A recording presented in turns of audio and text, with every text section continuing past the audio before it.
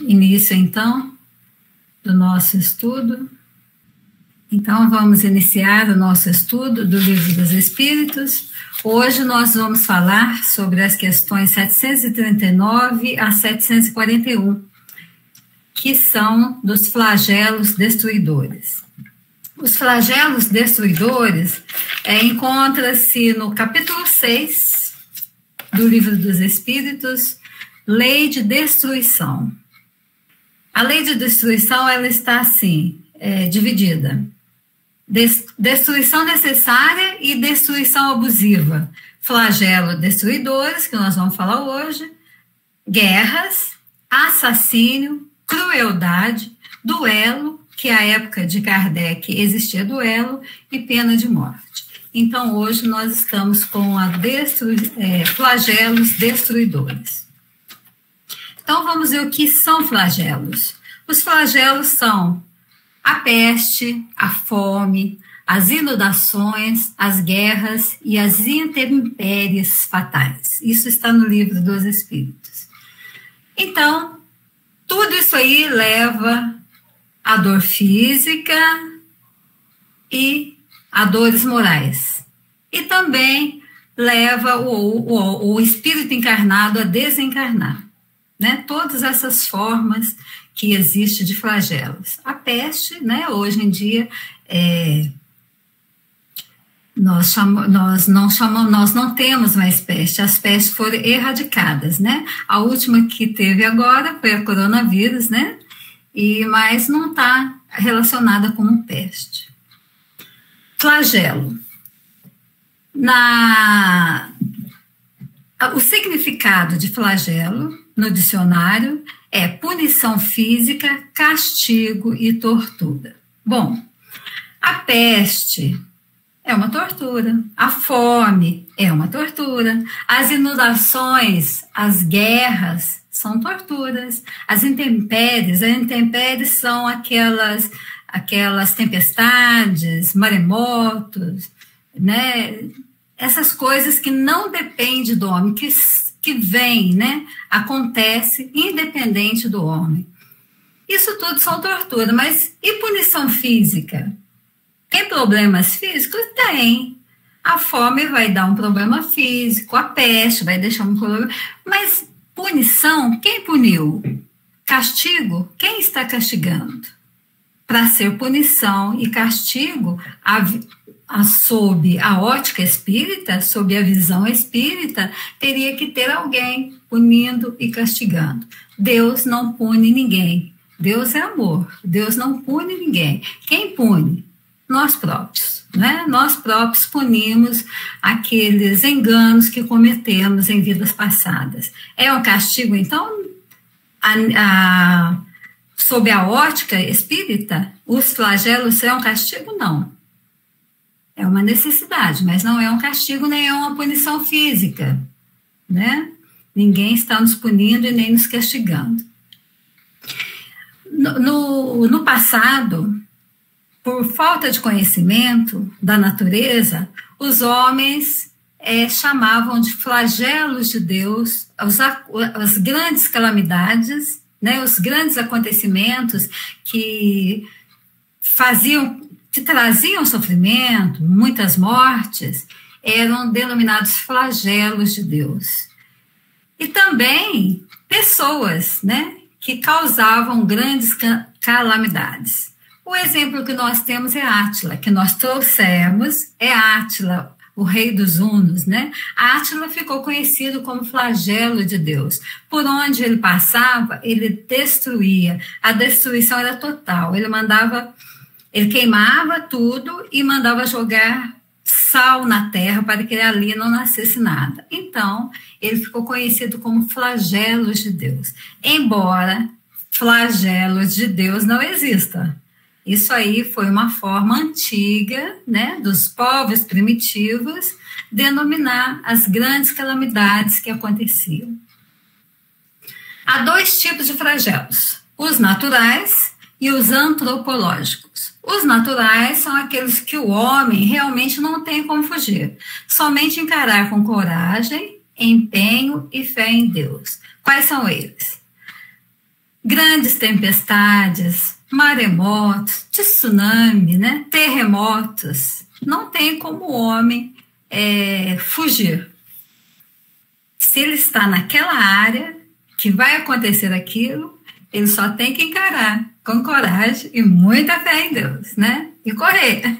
Dá um jeito de se esconder, sair ali daquele local. E os antropológicos são aqueles causados por nós, causados pelo homem. Ao longo do tempo, o homem vai causando uma destruição. Vamos dar o exemplo do rio, né? Ao longo desses milênios, o homem vem jogando tudo dentro do rio, tudo, né? De coisas pequenas, como até corpos, né? Joga que o rio leva. Atualmente, a situação está assim, terrivelmente com as garrafas PETs, né? Com esses produtos PETs, né? Isso está destruindo a parte natural dos rios. Então, vamos jogando, uma hora o rio vai saturar e ficar aquela água insalubre, né? Temos um exemplo aí do rio Tietê, em São Paulo, que por um bom tempo aquele rio não tinha vida. Agora ele já está sendo reorganizado, já encontra vida em determinados pontos, né? Na questão 739 do Livro dos Espíritos, Kardec pergunta aos espíritos: tem os flagelos destruidores utilidade do ponto de vista físico, não obstante os males que eles ocasionam? Então, olhando ali aquela tempestade que destrói tudo, né, que leva casas, leva vidas, quando ela termina, ela já modificou o ambiente. Isso tem utilidade? É o que ele gostaria de saber. E os espíritos respondem que sim, tem sim. Muitas vezes mudam condições de uma região, mas o bem que desses flagelos destruidores resulta, só as gerações vindouras o experimentam. Em outra oportunidade, eu dei o exemplo aqui da China, né, que sofreu terrivelmente com a guerra e teve 2 das suas cidades destruídas pela bomba atômica. Naquele instante, foi uma destruição total, né? Ela perdeu a guerra numa situação complicadíssima. Porém, aqueles que sofriam aquele momento, ficaram sem alimento, ficaram doentes e muitas necessidades, não perceberam as mudanças que ocorreriam daquele flagelo. Guerra é um flagelo. Hoje, a geração de hoje, que vive uma China totalmente diferente, só conhecem o flagelo pela leitura. Quer dizer, esses é que viram, esses que experimentam, essa geração atual da China, que experimenta o resultado daquela situação complicada em que a China viveu. Então, mudou as condições daquela região, daquele país, daquela nação. Na questão 704, Kardec pergunta aos espíritos: não serão os flagelos igualmente provas morais para o homem, por porem abraços com as mais aflitivas necessidades? Então, se os flagelos nos traz enormes necessidades, isso aí não são provas morais para nós, para os homens? E os espíritos respondem que os flagelos são provas que dão ao homem ocasião de exercitar sua inteligência, de demonstrar sua paciência e resignação ante a vontade de Deus e que lhe oferecem ensejo de manifestar seus sentimentos de abnegação, de desinteresse e de amor ao próximo, se ou não domina o egoísmo.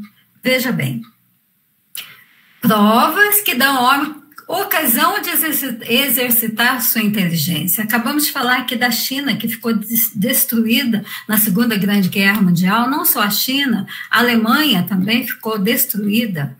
O que aconteceu para que ela mudasse, né, de um extremo para um outro? Não queremos aí falar que tudo lá é maravilha, né? Nós sabemos que existe pobreza, existe problemas, mas vamos apenas ver esse lado do crescimento, né? Essa forma que aquele povo encontrou para resolver os problemas deles. Através da inteligência. Exercitaram a inteligência e colocaram em prática, né? Mas também os flagelos servem para demonstrar a paciência do homem, a resignação do homem à vontade de Deus. Porque nem todos os flagelos são guerras, né? Flagelos também são naturais, como eu disse aqui, as tempestades, os terremotos, maremotos, né? Após uma tempestade que arranca uma rua inteira, né? Um morro, desce um morro, como aconteceu recentemente nas cidades de Petrópolis, de Recife, né? Aquele povo foi colhido de surpresa e perdeu tudo, né? De repente, aqueles que sobreviveram só tinham a roupa do corpo, e possivelmente molhadas ainda, né? Então, esse povo é dado a eles a oportunidade de resignação diante da vontade de Deus, porque nós sabemos que todas as pessoas estão, sim, no lugar certo, na hora certa. Né? Se aquilo aconteceu justamente para aquele grupo de espíritos, é porque deveriam passar por aquela situação. E também oferece, né, o ensejo de auxiliar o próximo, sem interesse, o auxílio do próximo. Nós vemos nessas calamidades que o povo se organiza e auxilia, né? Há muitos auxílios para essas pessoas que perdem tudo. Então, é um momento de amor ao próximo, né? Desde que o egoísmo, como diz aqui o Espírito, não o domine. Na 741, vamos ver a pergunta de Kardec. Dado é ao homem conjurar os flagelos que o afligem, conjurar é encontrar meios para resolver os flagelos. Minorar os flagelos ou deixar, né, de que eles não aconteçam mais. E os espíritos respondem que em parte é sim, né, possível conjurar os flagelos, possível encontrar meios para impedir os flagelos. Porém, como geralmente o entendem, como nós entendemos esses flagelos. Muitos dos flagelos resultam da imprevidência do homem. À medida que adquire conhecimentos e experiência, ele os vai podendo conjurar, isto é, prevenir, se lhe sabes pesquisar as causas. Nós podemos observar também, outro exemplo aqui, Japão, né, que tem muitos terremotos. Lá eles já constroem os seus prédios com uma forma ali que vai suportar aqueles balanços dos maremotos, né? E não vai desabar facilmente. Então, o que aconteceu? Eles conseguiram conjurar aí, né? Prevenir.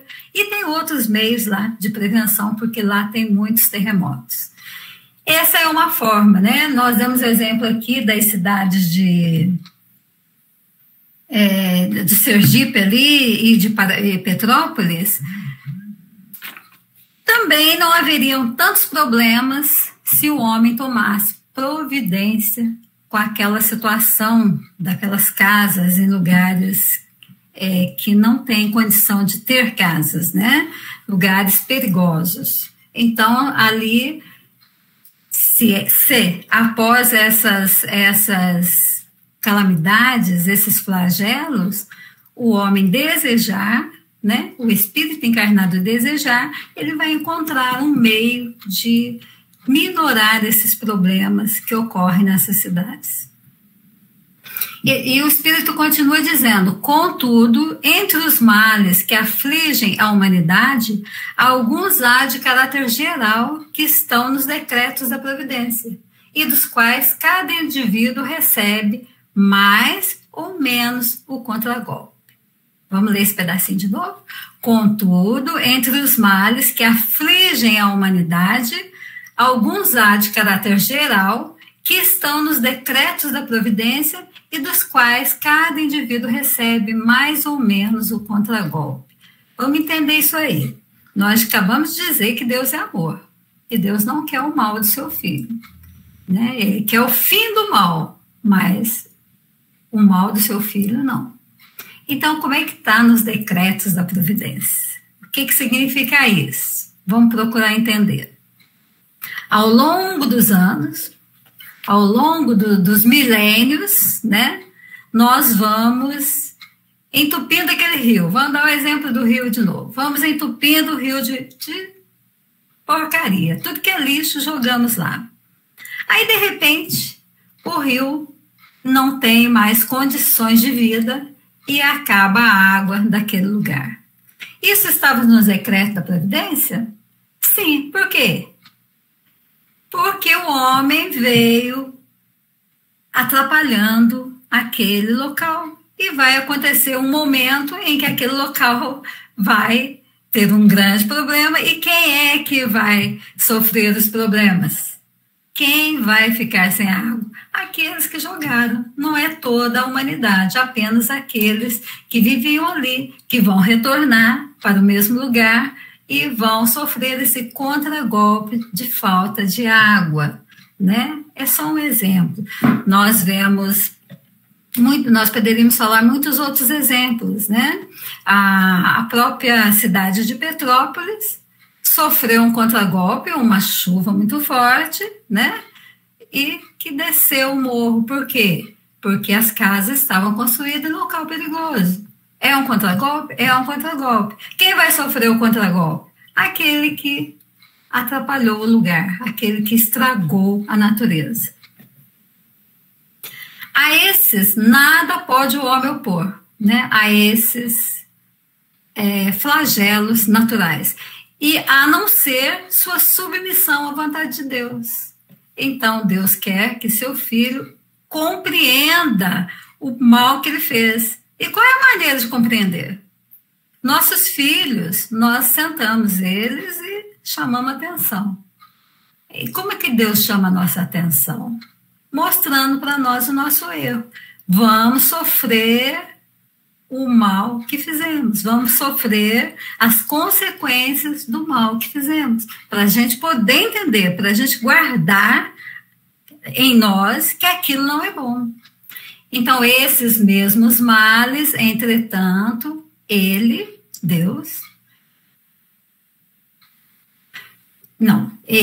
o flagelo, muitas vezes os agrava pela sua negligência. Esses mesmos males, entretanto, o flagelo muitas vezes os agrava pela sua negligência. Já sabemos que de tempos em tempos tem uma chuva muito forte e alaga a cidade. Então o que nós fazemos? Vamos lá, jogamos mais lixo no rio. O alagamento vai ser maior, não é? Agravamos, de acordo com a nossa negligência, agravamos um problema que já existe. E o Espírito continua dizendo: na primeira linha dos flagelos destruidores naturais e independentes do homem, devem ser colocadas aquilo que já dissemos: a peste, a fome, as inundações e as intempéries fatais às produções da terra. Ou seja, aquilo que atrapalha a produção. O homem vai, planta e não chove. Então ele não consegue colher. Isso aí são as intempéries fatais às produções da terra. Não tem, porém, o homem encontrado na ciência, nas obras de arte, no aperfeiçoamento da agricultura, nos afolhamentos e nas irrigações, no estudo das condições higiênicas, meios de impedir ou, quanto menos, de atenuar muitos desastres? Então, nós entendemos que a inteligência do ser humano, através da ciência, ele consegue encontrar meios para diminuir os problemas existentes. Vamos dar um exemplo aqui também de Israel. O Estado de Israel. O Estado de Israel foi criado dia 14 de maio de 1948, no meio de um deserto. Foi feito em irrigação. E hoje é um país, né, que caminha como todos os outros. Era um pedaço do deserto. Não tinha água, não tinha como viver ali, as pessoas viverem ali. E, no entanto, hoje é um país. Então, o homem encontrou meios para sobreviver naquele local. E é isso que os espíritos dizem aqui. Os homens, através, né, da sua inteligência, conseguem meios para minorar, para atenuar os desastres também. Certas regiões, continuam os espíritos, outrora assoladas por terríveis flagelos, não estão hoje preservadas deles? Que não fará, portanto, o homem pelo seu bem-estar material, quando souber aproveitar-se de todos os recursos da sua inteligência e quando, aos cuidados da sua conservação pessoal, souber aliar o sentimento de verdadeira caridade para com os seus semelhantes. Então, ele nos deixa aqui bem claro que quando o homem clarear a ideia de que nós devemos fazer pelo todo, não apenas para mim, mas para toda a humanidade, então, quando ele souber aliar esse sentimento de verdadeira caridade, né, que é para todos, ele então vai fazer muito mais. Muito mais. Nós trouxemos aqui um exemplo da Revista Espírita de 1861, O Anjo da Cólera, maio de 1861. Um correspondente de Kardec, de Varsóvia, manda para ele uma carta, né, contando uma história ocorrida na cidade de em Lituânia, uma cidade de Lituânia. Então, um senhor, uma família, viaja para a Lituânia. Naquela época, as viagens eram muito longas, né? Hoje a gente viaja muito rápido, e aquela época era a cavalo, né? Uma espécie de charrete, e era muito demorado e cansativo. Então, a família ia toda para a viagem. Vão lá um período, fazia tudo que tinha que fazer, depois voltava todo mundo. E então, esse senhor, um senhor idôneo, pessoas idôneas, pessoas de caráter, tinha uma filha, uma menina de 12 anos, e enquanto eles se encontravam na Lituânia, a Lituânia foi assolada pela peste, pela cólera. E eles lá, né, naquele meio daquela pandemia. E em dado momento, ali aparece para aquela menina, uma noite, ela, após apagar as luzes, não as velas, porque não tinha luzes, aparece para ela uma velha ensanguentada. É lógico que ela assustou, ela só tinha 12 anos, assustou muito. Mas conta-se também que essa menina tinha muitas virtudes, era uma menina de grandes virtudes. E a velha, né, ensanguentada, sangrenta, que é a palavra, diz para ela ser a cólera. Eu sou a cólera. Se você me der um beijo, eu vou embora, né? Ela espantada, nervosa, tudo mais. Se fôssemos nós iam arrebentar a parede para sair daquele lugar, né? Gritaria, plantar uma gritaria. Ela dá um beijo na mulher que se diz ser a cólera. Veja bem, ela não tinha cólera, ela poderia ter gritado, ela poderia ter espantado, ela poderia ter ficado com nojo, com medo, mas ela decidiu beijar para um bem geral, porque a cólera estava dizendo para ela que iria embora. E no dia seguinte, né, mais tarde, os pais dela ficam sabendo que não deu nenhuma entrada no hospital. Ninguém deu entrada no hospital. E assim foi diminuindo a doença e acabou a doença. 3 anos depois, essa família retorna para a Lituânia. Ela agora mais velha, né, com 15 anos, e novamente ali assola a cólera, novamente matando muita gente, muitas pessoas contaminadas. E em determinada noite, novamente, a mulher lhe aparece e diz ser a cólera e pede um beijo. Se você me der um beijo, dessa vez eu vou embora para sempre. Lógico que, novamente, essa menina assustou muito, né? Não esperava aquilo tudo, mas ela novamente pensa no geral ali e dá um beijo naquela senhora. E realmente a situação se amaina, acaba a cólera, conta o correspondente de Kardec, que não se ouviu mais falar em cólera até aquele exato momento. Mas ele fica muito pensativo naquela história toda, né? Ele era espírita. Então ele escreve a Kardec procurando saber o que aconteceu, o que era aquilo. Então ele faz a pergunta: o fato que acaba de ser relatado parece muito autêntico. A propósito, gostaríamos de obter algumas explicações. Primeiramente, poderias dizer quem é essa mulher que apareceu a menina e disse ser a cólera? Veja bem, ele já tinha ideias de que não podia ser a cólera, né? Não podia ser a doença. A doença não podia ser uma mulher.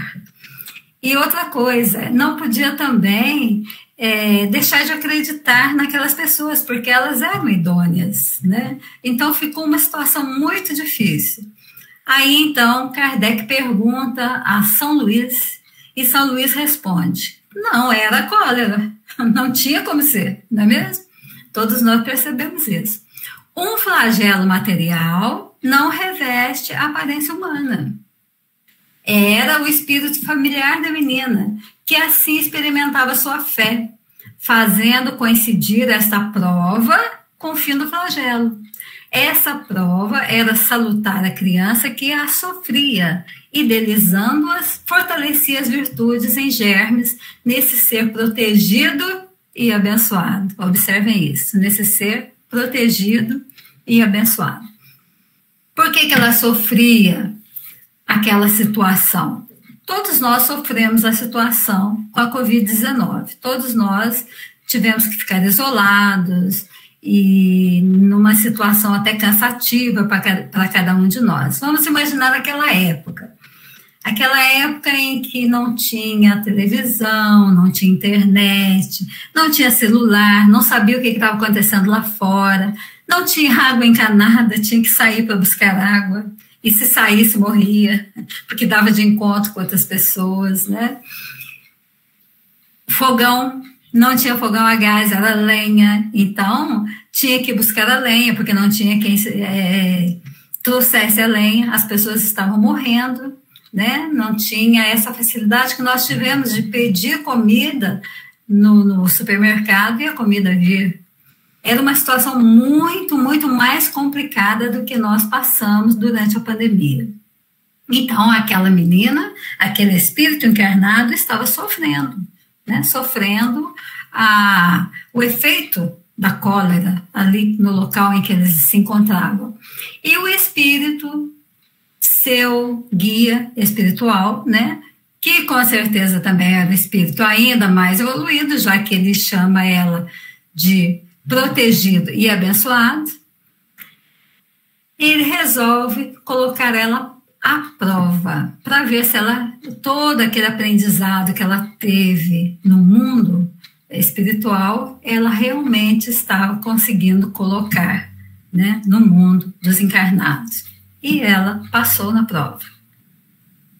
E ele continua dizendo: as naturezas de Escol, as que, vindo ao mundo, trazem a lembrança dos bens adquiridos, muitas vezes recebem essas advertências que seriam perigosas para uma alma não depurada e não preparada, pelas migrações anteriores aos grandes devotamentos do amor e da fé. Então, o seu guia espiritual só fez essa prova, só fez ela passar por essa prova por ela ser de natureza de escola. Era um espírito evoluído, encarnado na Terra. Caso contrário, os guias espirituais não vão nos colocar nessa prova porque sabem que não vamos passar, né? Então, ela tinha possibilidades de passar por essa prova, assustar e demonstrar que o bem que ela queria era geral, era para todos, não só para ela. Ele continuou perguntando: o espírito familiar dessa jovem tinha bastante poder para prever o futuro e o fim do flagelo? Então, o espírito São Luís responde: os espíritos são os instrumentos da vontade divina e muitas vezes elevados à altura dos mensageiros celestes. O que ele quis dizer aqui? Que um espírito evoluído, um espírito já bastante evoluído, ele tem como prever os acontecimentos. É simples, nós temos como prever determinados acontecimentos perto de nós. Nós vemos que a pessoa está se equivocando e que não vai dar certo aquilo que ela está fazendo, não é mesmo? E acaba que não dá certo. Imagina um espírito superior vendo ali o desenvolvimento da doença. Então, ele sabe que está aproximando o período de terminar. Foi por isso que ele disse que iria embora e não voltaria mais. Outra pergunta: os espíritos não têm nenhuma ação sobre os flagelos como agentes produtores? Ou seja, os espíritos auxiliam, né, na produção dos flagelos? Sim ou não? Ele pergunta aqui se não, né? E o São Luís responde que os espíritos não têm absolutamente nada com isso. Quer dizer, os flagelos naturais vão acontecer porque estão previstos para acontecer, os outros que são causados pelos homens vai acontecer porque está incluso na lei de causa e efeito, e os espíritos não têm nada com isso, assim como as árvores não têm nada a ver com o vento e os efeitos com as causas. Pode ventar à vontade que a árvore continua ali no seu lugarzinho, ela não tem nada a ver com o vento. Ele vai passar por ela, mas ela não tem nada, ela não o ajudou a acontecer. E os efeitos com as causas. Se nós fazemos alguma coisa errada, evidentemente aquilo vai ter um efeito. Uma causa é um efeito. Mas o efeito não tem nada a ver com a causa. Quem causou, aquilo que foi causado, gerou um efeito. Ele aconteceu, mas ele não auxiliou na causa. É isso que o Espírito quis dizer. Aconteceu um efeito, porém, sem o auxílio dele para que a causa acontecesse também. E nós vamos lá para o livro O Consolador, com Emmanuel, na questão 239. Aqui nós falamos de flagelos, e flagelos traz dor, né? Traz dor física e dor moral.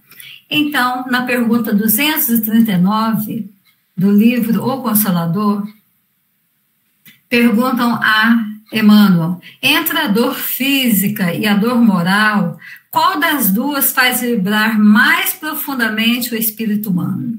Qual dessas duas dores faz vibrar mais o espírito, mais profundamente o espírito humano?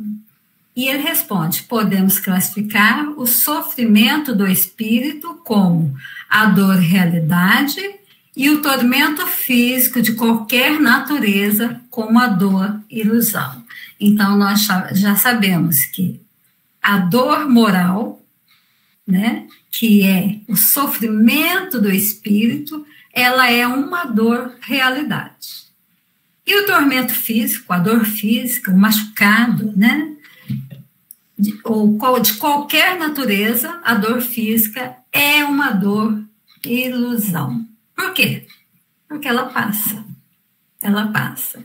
A dor, realidade, não.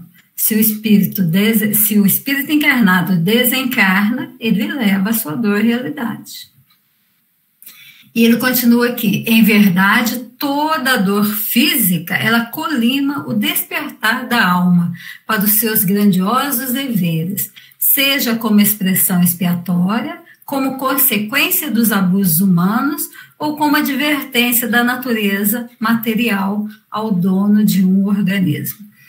Então, toda dor física que sentimos, seja ela de qual natureza, se nós abusamos e conseguimos trazer para nós uma doença, se essa dor já é expiatória, se ela já veio conosco quando nós reencarnamos, elas sempre são advertência da natureza para com o organismo nosso. Então, o nosso organismo sofrendo, ele está nos advertindo de alguma coisa. Se eu tenho uma dor de cabeça porque eu comi muito alguma coisa engordurada, então essa dor está me avisando que eu pare de fazer isso, pare de abusar da gordura. É isso que ele está nos explicando aqui. É sempre uma dor, ou melhor, é sempre uma advertência. Toda dor física leva o espírito a despertar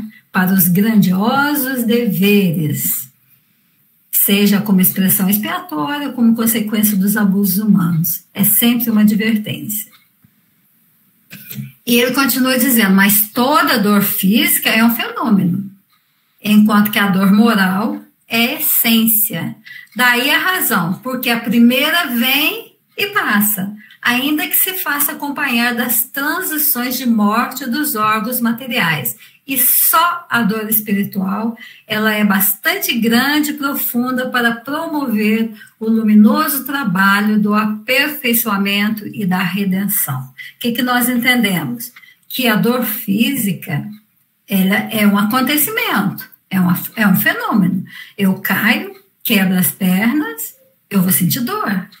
Mas uma hora, aquilo tudo vai passar e vai ficar bem, né? E a dor moral é a essência, é aquela que eu levo comigo. Ela vai permanecer comigo até que eu resolva aquele problema, né? Se é o remorso por alguma atitude equivocada, até que seja resolvida, eu estou sempre trazendo aquilo à tona. E ele diz ainda que a dor física vai passar, mas a dor espiritual, ela é bastante profunda para promover, veja bem isso, o luminoso trabalho do aperfeiçoamento e da redenção. É com ela que o espírito evolui. É a partir dela que o espírito evolui. E, encerrando o nosso estudo, trouxemos aqui um pedacinho do capítulo 16, né? Por Emmanuel, que consta no livro Coragem, só a primeira estrofe, onde o título é Se Crês. Se crês em Deus, por mais te ameacem os anúncios do pessimismo, com relação a prováveis calamidades futuras, conservarás o coração tranquilo, na convicção de que a sabedoria divina sustenta e sustentará o equilíbrio da vida acima de toda perturbação. Então, nesse momento, nós estamos vivendo uma calamidade, que é a guerra na Ucrânia, não é? E essa guerra, ela traz uma série de problemas para toda a humanidade. Toda a humanidade sofre com esse flagelo. Aqueles que vivem lá sofrem mais, mas toda a humanidade acaba recebendo parte desses problemas. E nós também estamos aí na iminência de uma nova de uma nova, de um novo aumento, né, da Covid. Pelo menos é o que se diz aí, né? Então, o que é que Emmanuel nos explica aqui? Que não devemos assustar. Não devemos assustar com as calamidades futuras, quando sabemos, quando é anunciado que vai haver uma calamidade. Não devemos nos integrar nesse pessimismo. Devemos deixar esse pessimismo de lado. Devemos manter a nossa mente otimista, né? Conservar o coração tranquilo, naquela convicção de que a sabedoria divina nos sustentará. Temos que crer, que confiar, que Deus nos sustentará. E Ele sustentará também o equilíbrio da vida. Ainda que venhamos desencarnar numa pandemia dessa, está ali acontecendo o equilíbrio da vida, porque a vida, ela é do espírito e não da matéria. Pessoal, muito obrigada e que Jesus abençoe a todos nós.